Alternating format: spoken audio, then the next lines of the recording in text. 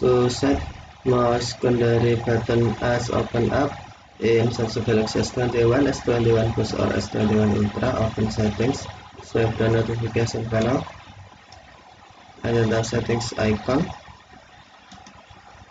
Scroll down settings screen, find general management, and then tap general management. Select mouse and trackpad, and then tap secondary button. Select open up,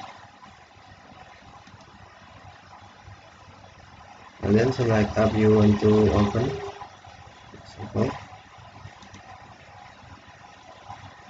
And then you can change app. You tap settings icon and then select app you want,